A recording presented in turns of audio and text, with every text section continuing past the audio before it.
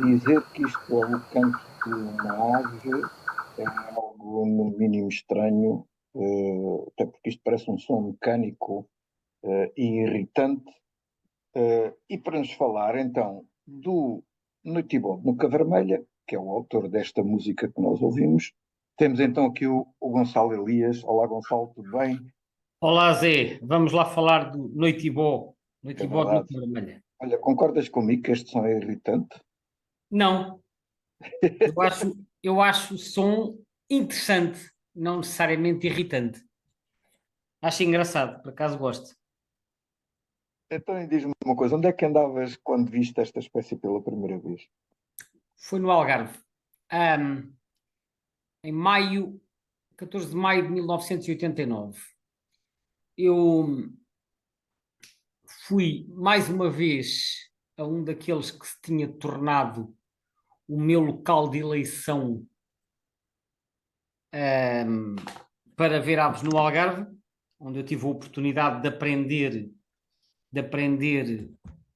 muito sobre aves com o meu mestre Peter Harris, e eu já sabia pelas leituras dos registros lá da Associação A Rocha que o noitibode no Cavermelha ocorria por ali, só que as visitas anteriores que eu tinha feito eram no inverno ou no início da primavera, não havia noitibós, e desta vez, já em meados de maio de 89, quando eu lá voltei, já estava na época do noitibó, e então a espécie já se podia ouvir a cantar à noite ali em redor do centro, que fica numa zona rural, assim com algumas árvores dispersas, ali entre Portimão e Lagos. E então a minha primeira observação foi exatamente aí, nesse local. A espécie, diga-se de passagem, é uma espécie bastante frequente no Algarve. Portanto, embora ocorra noutras zonas do país, em todo o litoral algarvio, desde finais de abril até agosto ou setembro, é relativamente fácil de encontrar. É quando tu dizes a partir de abril, portanto, isto é um migrador tardio, digamos assim. É um migrador razoavelmente tardio, normalmente só se ouve na segunda metade de abril,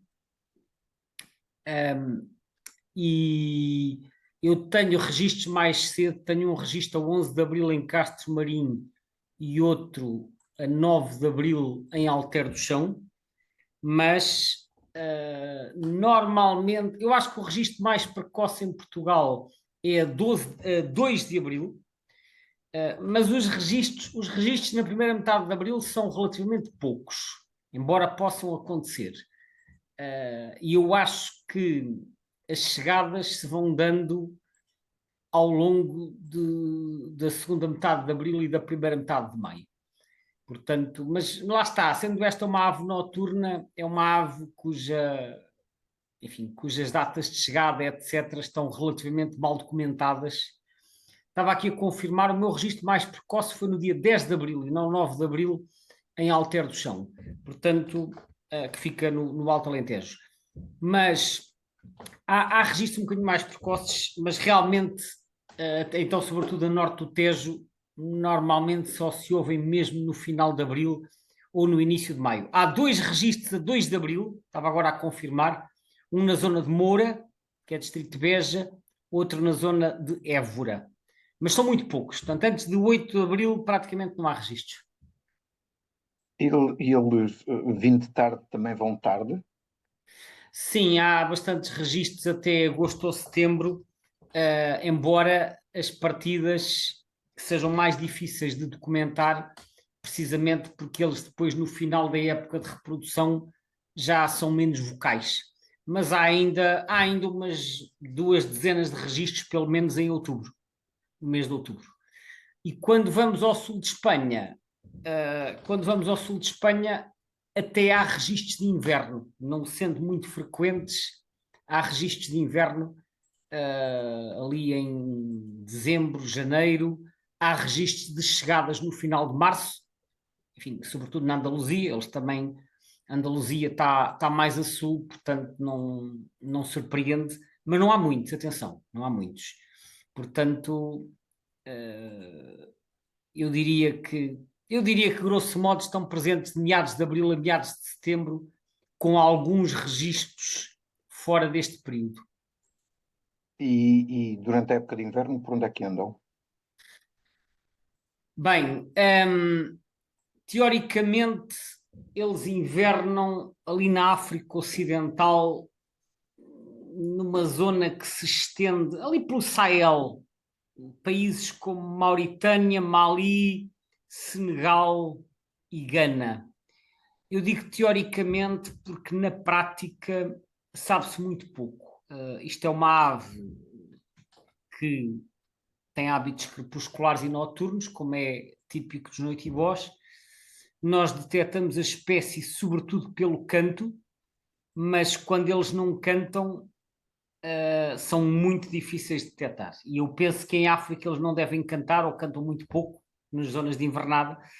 Portanto, o que diz o mapa do Birds of the World, que provavelmente foi adaptado do Birds of Western Paleártico do CRAMP, é que invernam na Mauritânia, no Mali, no sul do Saara Ocidental e na Gâmbia e no Senegal. Quando nós vamos ao eBird, há alguns registros na Mauritânia e no norte do Senegal e uns quantos registros no norte do Ghana, mas são muito poucos, portanto há mesmo muito poucos registros, portanto esta área de invernada só é conhecida de forma aproximada.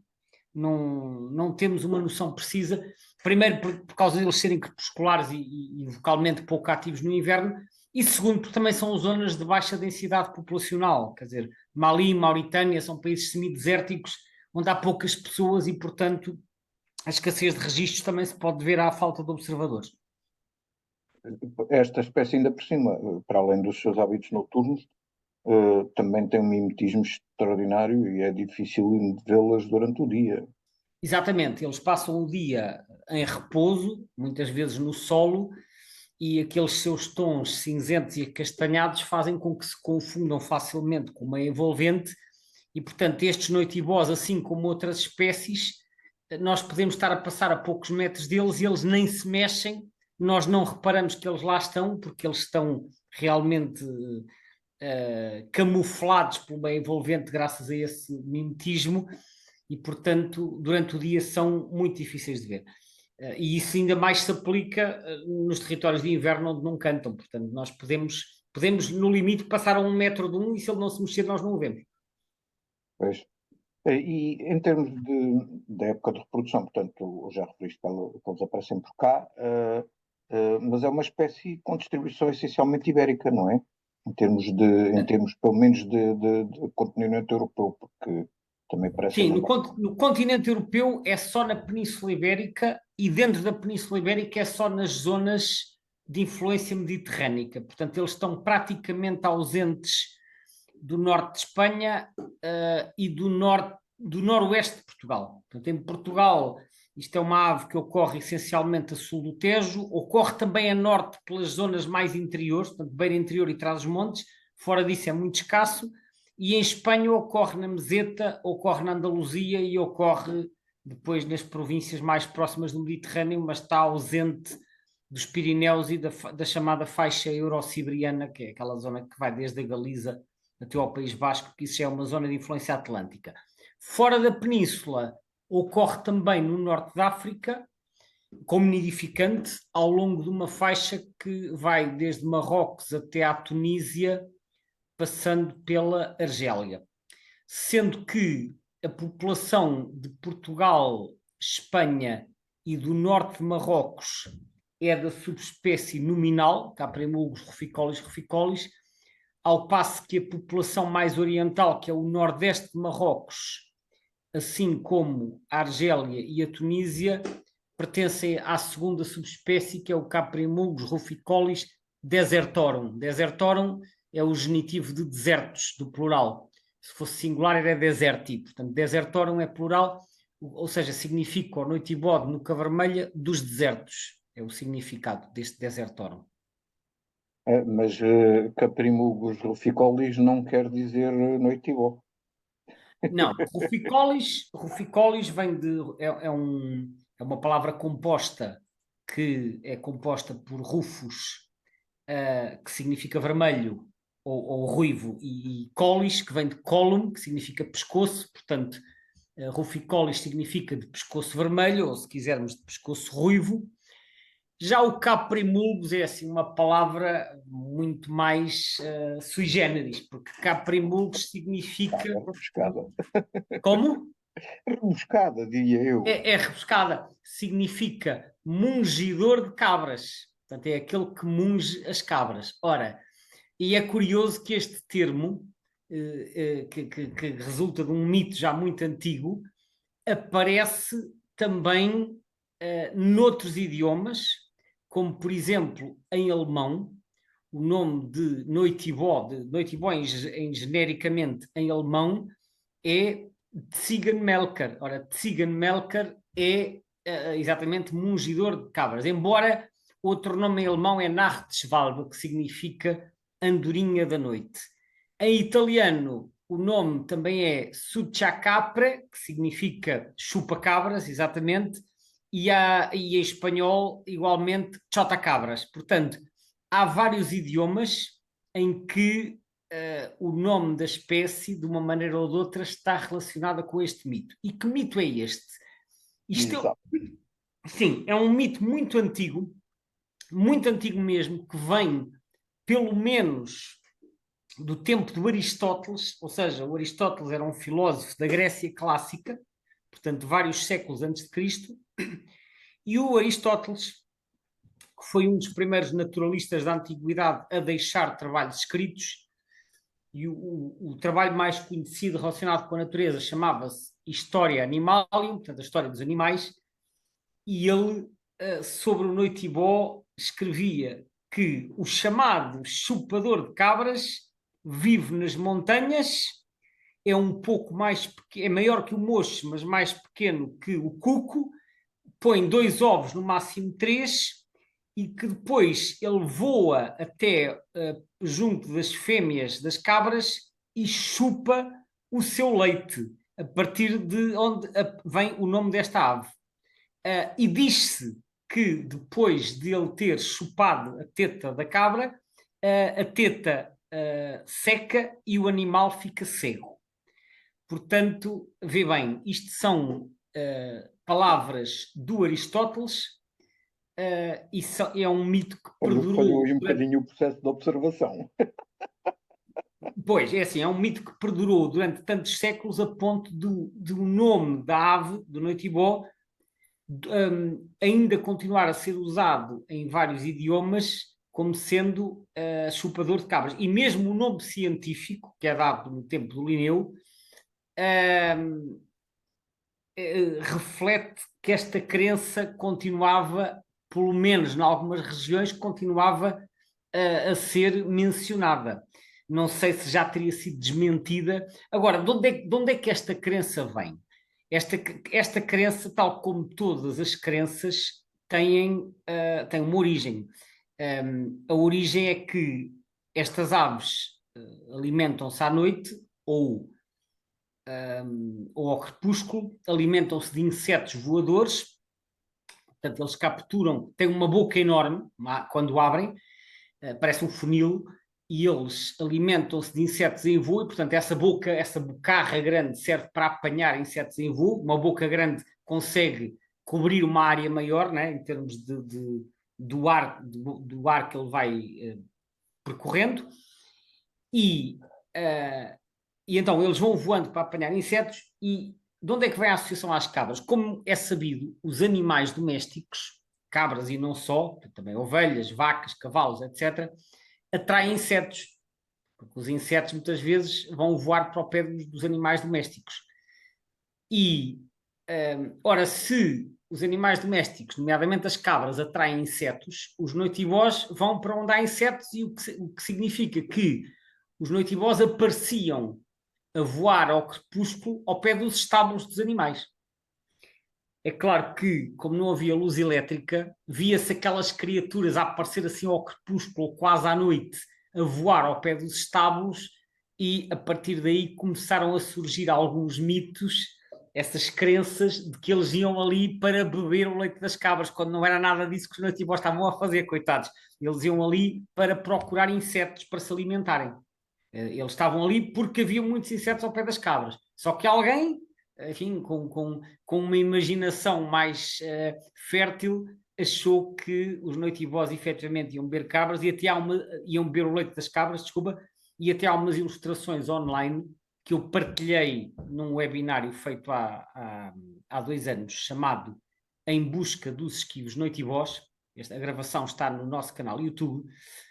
E nesse webinário eu partilhei uma imagem que está online num blog em que se vê várias cabras num estábulo e vários noitibós, um a voar e outro ali a beber do leite das cabras. Portanto, houve de facto ilustrações que foram feitas para dar uma visão mais prática de nós podermos visualizar o que é que significa esta história dos noitibós ao pé dos estábulos. Eu duvido honestamente que alguém alguma vez tenha realmente testemunhado o noitibó a chupar o leite das cabras. Porque Também, não há, também não não há estou a nenhuma prova. imaginar. Mas isto é como outros mitos que aparecem. Há uma ave em África que é conhecida como ave do crocodilo, que é uma limícola, que é o Pluvianus aegyptius, que em inglês às vezes também se chama de crocodile bird, mas que é o borrelho egípcio, também se pode chamar assim, Egyptian plover em inglês, e que existe um mito antigo do tempo, salvo erro, do Heródoto, que também dizia que esta ave ia limpar, digamos assim, limpar os dentes do crocodilo. Portanto, imagina o crocodilo com a boca aberta e a ave ali com o bico quase como se fosse palitar os dentes do crocodilo, não é? Também penso que essa ideia também vem do tempo do Heródoto, que também é outro historiador do tempo da Grécia Antiga.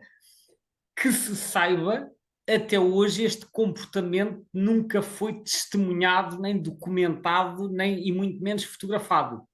Mas continua a existir no ar aquela ideia de que o Pluvianus egípcios pode realmente ir ali alimentar-se e o crocodilo ficava ali de boca aberta à espera que a ave fosse ali acabar de limpar os dentes. Portanto, são aqueles mitos antigos que vão perdurando, mas cuja veracidade é muitíssimo questionável. E em relação aos noitibós, pois a verdade é que o nome Caprimulgus significa então mungidor de cabras e é um nome, no caso desta espécie, o Caprimulgus ruficolis, o nome é dado pelo Temminck, Exato. Eu tinha que é aqui essa pergunta, porque imaginei que sendo uma ave de distribuição essencialmente ibérica, que não tivesse sido o Linneu Não, não, propriamente a o fazer Caprimulgus ruficolis não. O nome foi dado pelo Temminck, que era um naturalista holandês, em 1820. Só que ele atribuiu o mesmo género que já tinha sido dado pelo Linneu ao noitibó europeu. Porque o noitibó europeu, que é o Caprimulgus europeus que havemos de falar um dia destes, esse tem uma distribuição ampla na Europa e vai até à Suécia. E o noitibó europeu foi classificado pela primeira vez pelo Linneu em 1758 no seu sistema Natura, logo com o nome Caprimulgus europeus, portanto, mungidor de cabras europeu. Ou seja, o próprio Linneu, quando classifica o noitibó, foi buscar o nome Caprimulgus. Ele baseou-se nessa crença antiga de que estas aves se alimentavam do leite das cabras. Se o Linneu sabia ou não que isso era uma fantasia, eu não sei dizer. Terei talvez um dia destes, tenho que ir procurar no sistema Natura para ver o que é que ele diz acerca da designação, se é que ele tem alguma justificação. O Temminck simplesmente replicou o género do Linneu e também lhe chamou Caprimulgus ruficolis, colocou logo neste género, mas o género é original do Linneu, não é do Temminck. Portanto, temos que tentar perceber porque é que o Linneu escolheu este nome, efetivamente. Portanto, deverá ter-se baseado na lenda, mas não sei se ele achava que isso fazia sentido ou não. uma coisa, há bocado, quando estavas a referir que é uma ave insetivora e que captura os insetos tipicamente em voo, que importa também referir, que eu acho interessantíssimo, é o facto desta espécie ter ali uma adaptação fisiológica a esse tipo de alimentação, que são aquelas penas que tem junto ao bico que não são farfalhudas, aquilo basicamente parece um espinho. de Parecem uns maneira a bigodes, eu acho que aumentar. aquilo são uma espécie São os de bigodes, bigodes, não é? é isso, para aumentar aquele cone de captura e aumentar a probabilidade de capturar Sim, porque eu acho insetos. que isso ajuda a ave a sentir onde é que andam os insetos. São assim uns bigodes que faz lembrar os bigodes dos gatos, não é? Assim para ambos os lados da base do bico. É claro que eu imagino que esses bigodes, quer dizer, servem para sentir, por exemplo, se ele atravessar uma mancha de mosquitos, ele se calhar não consegue apanhar esses que passam de lado, porque já passaram, mas talvez ajudem a detectar onde é que eles andam, para ele depois voltar para trás e ir tentar apanhar outra vez esses enxames, digo eu. Não sei se é assim que funcionam esses bigodes, mas pelo menos é o que eu imagino em termos de utilidade dessa bigodaça. Pois é que é uma bigodaça digna, até porque mesmo nas fotografias que se vêem por aí é bem visível, são bem visíveis Exatamente. esses bigodes. Vamos aqui abordar aqui o tema da questão do estatuto de ameaça. Eu confesso que fiquei assim meio baralhado com aquilo que tive a ver sobre o estatuto que é dado a nível Portugal, Europa Portugal, Espanha e Europa. A determinada altura fica-se um bocado na sensação que parece que a coisa também não bate a bota com a perdigota. Queres-nos falar sobre isso? Pois, ficaste tu e fiquei eu, Ah, porque eu bom, acho que há ok. aqui várias coisas no Estou mais estatuto. descansado se tu estás Sim, baralhado com isso, porque não é outro estar eu. há aqui várias coisas que não fazem sentido. Quando nós abrimos a lista vermelha mais recente, que saiu há um ano e meio, portanto, no final de 2023, aparece-nos lá o Estatuto Global Least Concern. Desde logo está mal, porque o Estatuto Global já desde março de 2022 é NT. Portanto, eu fiquei com a sensação que quem elaborou as categorias para esta lista deve-se ter distraído e meteu aqui um LC quando, e eu estou a ver, enquanto digo isto, estou a ver o site da UCN Red List, a ficha desta espécie, e ela está NT, e a data desta avaliação é 30 de março de 2022, portanto quase 2 anos antes de sair esta lista vermelha. Portanto, o Estatuto Global é NT e não LC, ao contrário do que diz no site.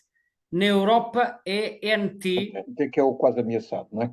é o quase ameaçado, que é o que está no livro vermelho europeu, publicado em 2021. Em Espanha está vulnerável.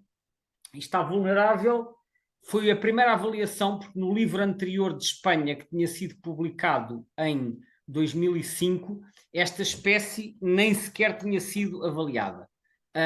Portanto, ele entrou pela primeira vez para o livro vermelho, agora na edição mais recente que saiu, salvo erro, em 2021, e quando entrou, o livro anterior era 2004, peço desculpa, não é 2005, é 2004, não estava avaliado, e no livro de 2021 entra diretamente para a categoria vulnerável, e a justificação é que, de acordo com os dados quantitativos disponíveis, houve uma redução bastante significativa, de cerca de, está estimado em, penso que é 30% em 3 gerações, portanto, ou seja, durante 10 anos, estima-se que esta, aliás, peço desculpa, os critérios da UICN é que se a redução do tamanho da população for superior a 30% em 3 gerações, ou nos últimos 10 anos, já entra para a vulnerável. Ora,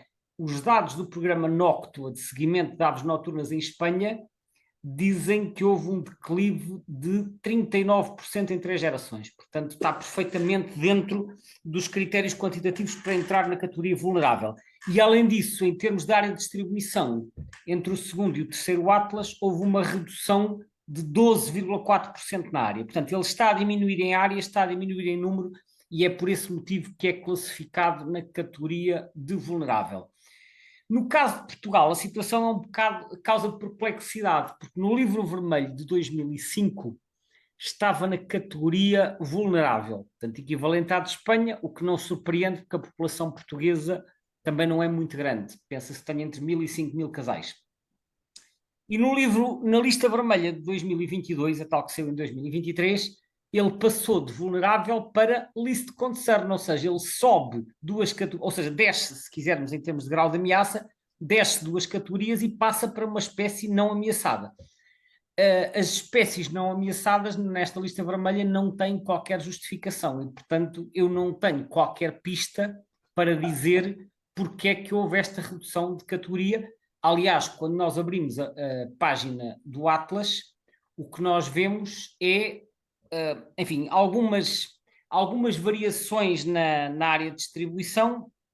Aparece numas zonas, desaparece noutras, embora me pareça, digo eu, pela experiência que eu tenho de fazer censos de noite e voz para o segundo Atlas, eu julgo que as zonas onde desapareceu, e possivelmente onde apareceu também, estão relacionadas com o esforço de cobertura direcionado a estas aves, porque estas aves noturnas, ao contrário do que acontece com os passarinhos, normalmente não são detectadas em visitas sistemáticas de Atlas, porque as visitas sistemáticas são feitas durante o dia. Para detectar noitibós é preciso fazer visitas direcionadas à noite. Algumas das zonas onde a espécie desapareceu são zonas onde eu fiz muita prospecção, por exemplo, no Ribatejo, no segundo Atlas, e que eu desconheço se foi feita a prospecção no terceiro Atlas.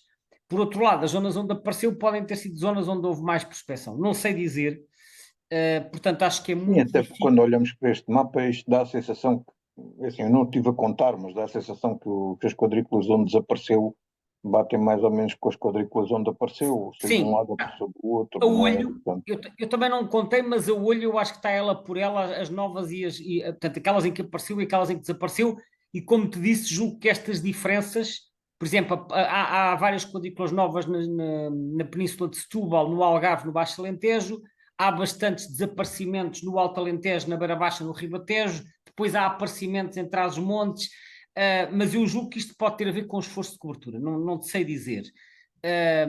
Agora, eles dizem que a tendência populacional é estável e que a tendência de distribuição é estável e, portanto, se está tudo estável, supostamente a situação é igual à que tínhamos há 20 anos atrás.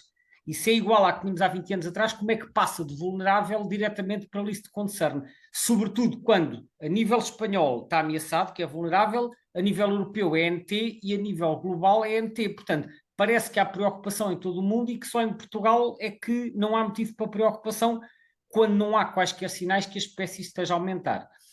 Portanto, eu não sei, não tenho pistas, porque a lista vermelha não explica, não tenho pistas para esta súbita alteração de categoria em 2 degraus que coloca a espécie no nível mais baixo das categorias de ameaça.